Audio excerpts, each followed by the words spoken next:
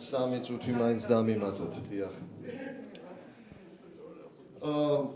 მე დიდი მადლობა ჯერ ერთი მოწვევისთვის, შემდგომ აქ განხილვისთვის და მე შევეცდები მოკლედ გავაკეთო აქცენტები იმაზე, რაც მიმაჩნია მნიშვნელოვნად აი ამ ფორმატში. როდესაც ლაპარაკია ენგურის, ეს უკაცრავად ჰუდონ ჰესის და ზოგადად ჰიდროელექტროსადგურის გარემოზე ზემოქმედების შეფასებაზე, მხედველობაში უნდა მივიღოთ ძალიან ბევრი გარემოება. ეს გარემოზე ზემოქმედების შეფასების დროს როგორ ხდებოდა ხოლმე? მე თვითონ ვიყავი ბოლო პერიოდში ჰიდროპროექტში, რომელიც გარემოს საკითხებს განიხილავდა ჰიდროელექტროსადგურებისა და ამ მიმართულებას ხელმძღვანელობდი და ამ გამოცდილებიდან, ამ გადასახედიდან, შემდგომი გამოცდილებიდან მინდა გითხრათ, რომ ძალიან დიდი მნიშვნელობა აქვს ისეთ საკითხებს, როგორიცაა მშენებლობის ხარისხის კონტროლი და ამ თვალსაზრისით მზაობა ქვეყნისა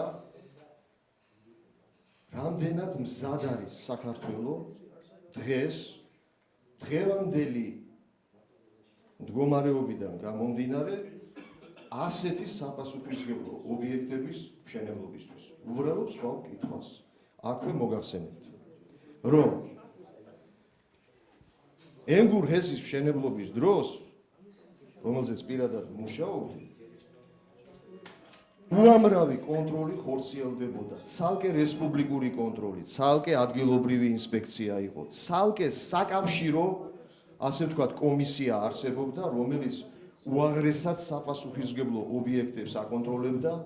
გარდა ამისა, იყო სპეციალიზირებული, სპეციფიკური სამუშაოები, რომლის შესაძლებლობა საქართველოს მაშინაც კი არ ქონდა და ასეთი სპეციალიზირებული სამმართველოები ფუნქციონირებდნენ რუსეთიდან და სხვა რესპუბლიკებიდან საქართველოში.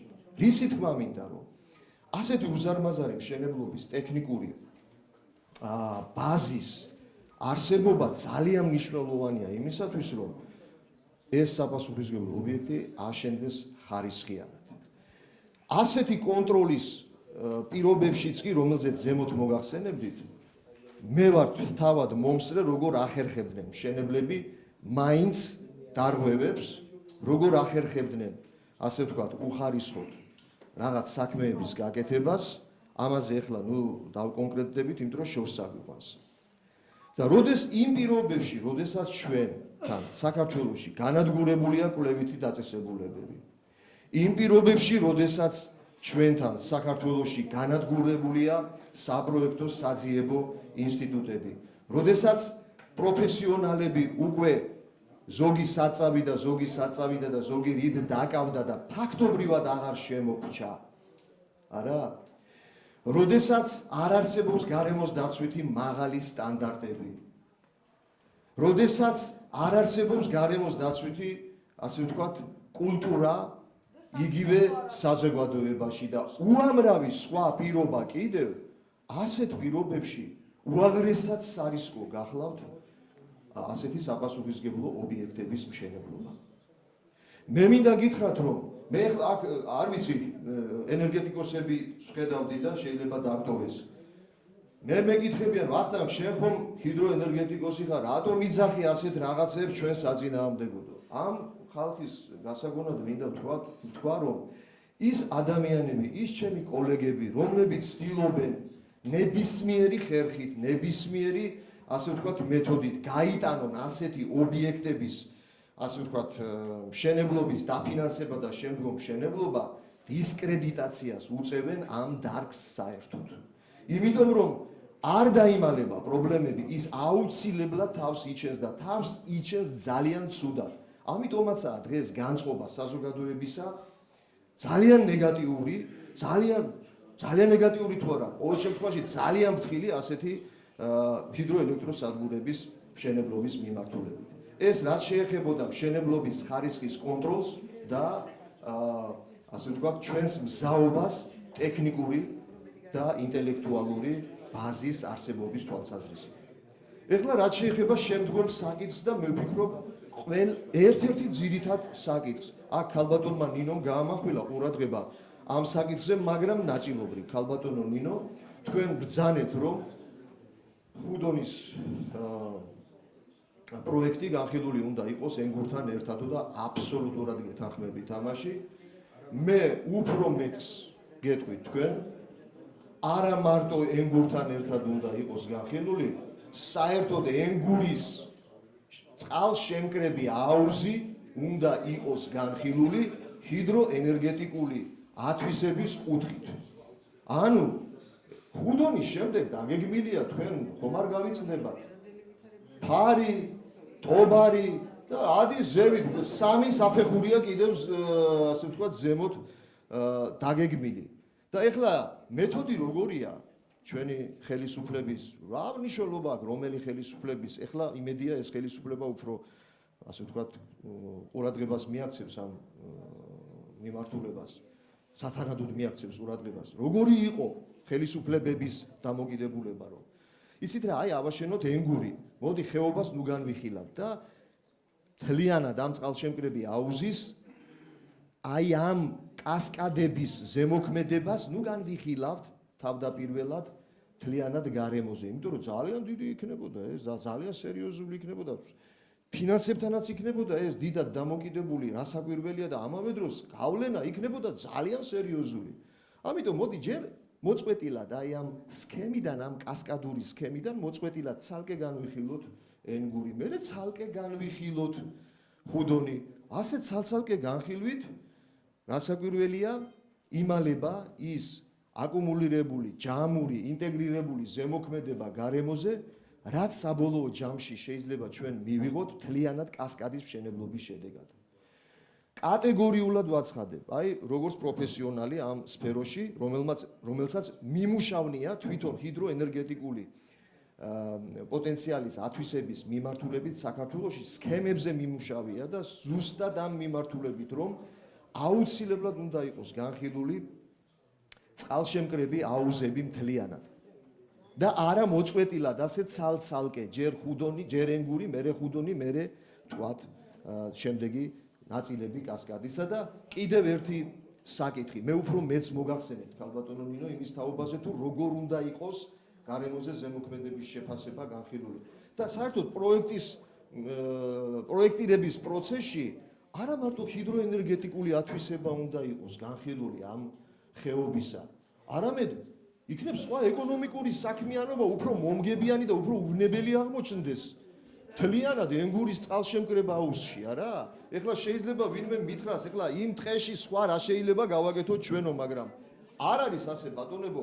ყოველ შემთხვევაში საკითხი უნდა დაისვას, რომ განვიხილოთ სხვა ალტერნატივები, იგივე ჰიდროენერგეტიკული ათვისების ალტერნატივები იქნებ ტურიზმის თვალსაზრისით ეს ხეობა უფრო მომგებიანი იქნებს, სხვა მიმართულებით ეს ხეობა ასეთი განხილვები, ასეთი ალტერნატივები არ განიხილება.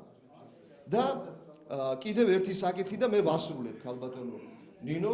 თორე შენიშვნას მაძლევენ რომ მე დამოკიდებულებიდან გამომდინარე გაძლევთ უფრო მეტი დროს. დიახ, უპირველესი ესე იგი როგორია პასუხისმგებლობის საკითხი ავარიისა და კატასტროფის შემთხვევაში. ჩვენ არ ვიცნობთ ხელშეკრულებას.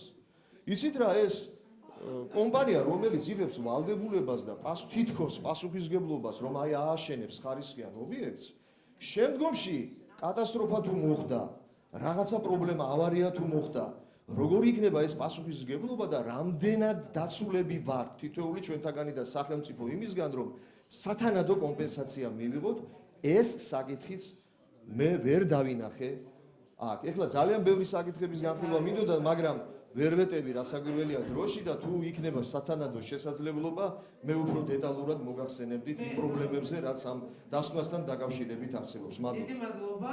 მე მინდა ვთქვათ რომ დასკვნა იყო გაკეთებული გარემოს ზემოქმედების შეფასებით და რა თქვით ბატონო აბსოლუტურად გეთანხმებით. უბრალოდ ეს არ იყო ამის ჩარჩო სამწუხაროდ.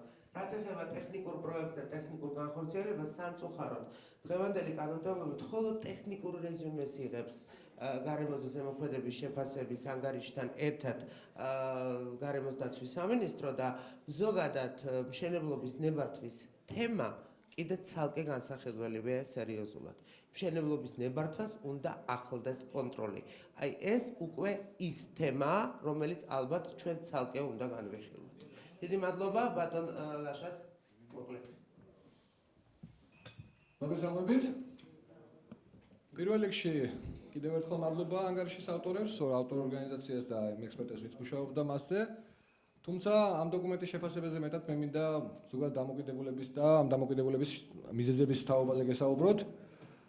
ერთ-ერთ მსგავს შეხვედრაზე, მსგავსი არ ყოფილა იმ გაგებით, რომ ასეთი ანგარიში არ მომზადებულა, მაგრამ მსგავსი იყო თემა. ერთ-ერთმა ენერგეტიკოსმა დასვა კითხვა ესეთი რომ კი, მაგრამ ნორვეგია თუ ახერხებს რომ იყოს ექსპორტიორი ელექტროენერგიისო, რატო არ შეიძლება საქართველოს გახდეს ანალოგიური ბიზნესის დაკავებული სახელმწიფო. მე მართალი გითხრათ ძალიან გამიკვირდა ამ ადამიანის დამოკიდებულება, თუმცა როგორც ჩანს, ბევრი ადამიანი არ ფიქრობს იმ ღირებულებებზე, რომელიც ქმნის როგორც ასეთ ერს საერთოდ და სახელმწიფოსთვის შესაბამისად უნდა იყოს მნიშვნელოვანი. იქიდან გამომდინარე რომ საუბარია, კარგად გავიხსენოთ ზემო სვანეთზე, რომელიც არის არა მარტო ჩვენი კუთვნილება, როგორც ერისა და სახელმწიფოსი, არამედ სოფლიო კულტურული მემკვიდრეობის ნაწილი და შესაბამისად